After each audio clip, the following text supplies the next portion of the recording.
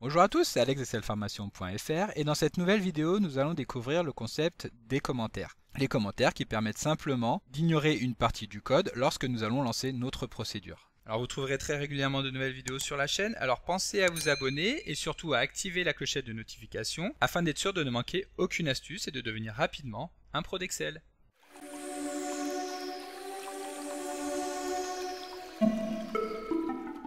Comme d'habitude, vous pouvez trouver le support de ce cours dans le lien disponible dans la description de la vidéo et je vous invite fortement à le télécharger pour pouvoir réaliser les opérations en même temps que moi, ce qui vous permettra évidemment de mieux comprendre ce que nous allons voir dans cette vidéo. Alors le commentaire en programmation est une notion commune à presque tous les langages et celui-ci va consister à saisir une partie du code qui ne sera jamais exécutée lorsque nous allons lancer notre programme. Il s'agit effectivement de saisir des lignes qui seront totalement ignorées par nos programmes et nos macros. Alors dans ce cas-là, à quoi bon s'embêter à perdre du temps à saisir des lignes alors que celles-ci ne seront jamais exploitées? En réalité, les usages des commentaires sont très nombreux. Nous pouvons notamment citer le fait que ces derniers vont permettre de décrire le fonctionnement du code afin de décrire ce code aux personnes extérieures qui pourront le consulter et donc s'y retrouver plus facilement. Il va également être utile pour soi-même en vue d'une consultation future de ses propres codes sources. Ensuite, les commentaires vont aussi pouvoir permettre de désactiver provisoirement une partie de la procédure pour effectuer par exemple des tests ou pour isoler une partie du code problématique. Nous préférerons alors plutôt désactiver cette partie plutôt que de la supprimer, ce qui permettra de ne pas avoir à la ressaisir plus tard. Et surtout, vu que la quantité et la longueur des commentaires ne va pas influencer sur le déroulement du programme, nous allons pouvoir abuser très largement de leur utilisation. Et sachez même que certains grands programmes disposent de plus de lignes de commentaires qu'il n'y a de lignes d'instruction réelles. Alors tout d'abord, voyons comment insérer un commentaire dans le code. En fait, pour insérer un commentaire, il suffit simplement d'utiliser le symbole apostrophe qui va permettre d'indiquer à VBA que ce que nous allons saisir après sera un commentaire. Par exemple, nous pouvons taper un texte. Et une fois que ce texte est saisi, si nous appuyons sur la touche Entrée, nous allons voir qu'Excel détecte automatiquement la présence du commentaire et que celui-ci sera alors affiché en vert, ce qui permet d'identifier en un seul coup d'œil qu'il s'agit effectivement d'un commentaire et non d'une suite d'instructions qui appartiendrait au code de la procédure. Alors ensuite, sachez qu'un commentaire peut englober toute la ligne comme le montre l'exemple que nous venons de voir à l'instant, mais il peut également être utilisé uniquement sur une partie de ligne. Donc imaginons que nous déclarions une nouvelle variable que nous allons appeler A et que par exemple nous allons typer en tant que integer. À partir du moment où nous allons poser un nouvel apostrophe, alors la suite de la ligne sera également un commentaire.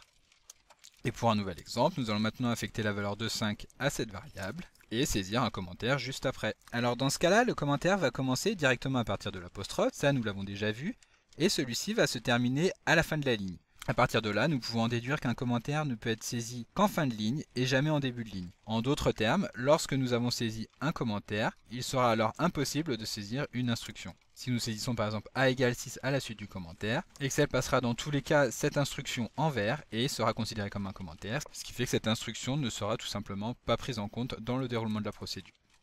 Ensuite, il faut savoir que lorsque nous sommes dans un commentaire, nous pouvons saisir autant d'apostrophes que nous le voulons. Donc par exemple, si nous modifions ce que nous avons saisi ici, nous pouvons insérer une apostrophe dans notre texte. Excel considérera qu'il s'agit juste de ce que représente effectivement l'apostrophe, c'est-à-dire un signe typographique. En revanche, il existe un seul cas pour lequel Excel va immédiatement comprendre qu'une apostrophe ne sert pas à commenter une partie de code, et il va s'agir de l'utilisation de ce signe en tant qu'apostrophe justement. En d'autres termes, il s'agit du cas dans lequel l'apostrophe sera saisie dans le cadre d'une chaîne de caractères qui sera donc saisie entre guillemets.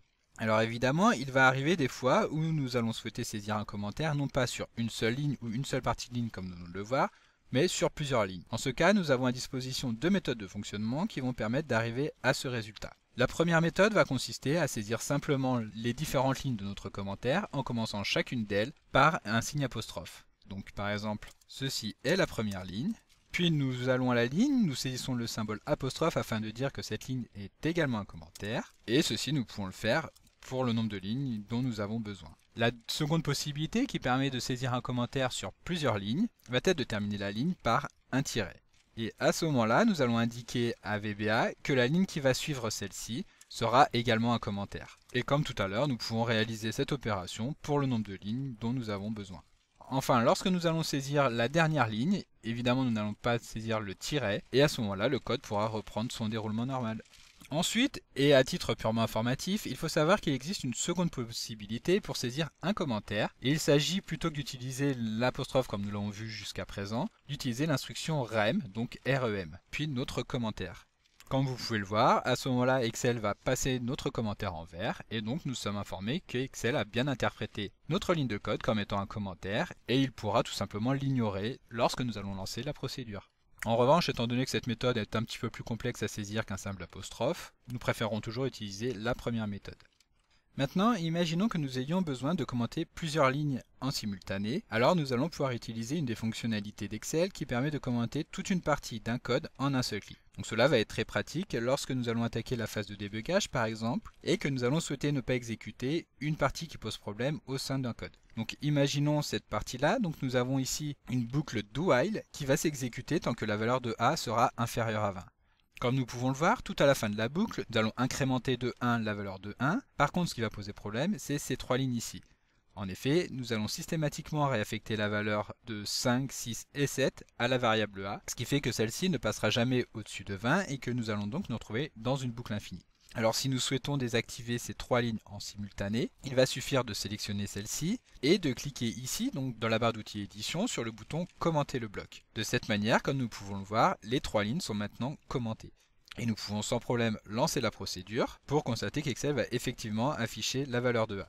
Si nous souhaitons désactiver une des lignes, il suffit de cliquer sur le bouton juste après, donc qui porte le nom de ne pas commenter le bloc, et à ce moment-là, la ligne sur laquelle le curseur est placé sera décommentée. Pour décommenter plusieurs lignes d'un coup, il suffit comme tout à l'heure de les sélectionner et d'appuyer à nouveau sur le bouton ne pas commenter le bloc. Si la barre d'outils édition n'est pas disponible directement dans votre interface, nous pouvons très simplement, comme nous l'avons vu dans le chapitre sur la présentation de l'interface de VBE, nous rendre dans le menu affichage, puis sélectionner barre d'outils, et ici nous pouvons choisir d'activer le menu édition. Donc, ce qui est déjà le cas ici, nous n'allons pas cliquer. Donc comme d'habitude, vous pouvez télécharger le support de secours en suivant le lien que vous trouverez dans la description de la vidéo. Si la vidéo vous a plu, n'oubliez pas de la liker et de la partager à vos collègues et amis sur l'ensemble de vos réseaux sociaux. Et vous pouvez également me laisser vos impressions dans l'espace des commentaires, je lirai chacun d'entre eux et y répondrai avec plaisir. Évidemment, si ce n'est pas encore fait, abonnez-vous à la chaîne pour ne manquer aucune astuce. C'est également très important pour m'aider à gagner en visibilité afin de pouvoir développer la chaîne et continuer de vous proposer des tas de nouvelles vidéos. Merci d'avoir suivi cette vidéo et à très bientôt pour un prochain tuto.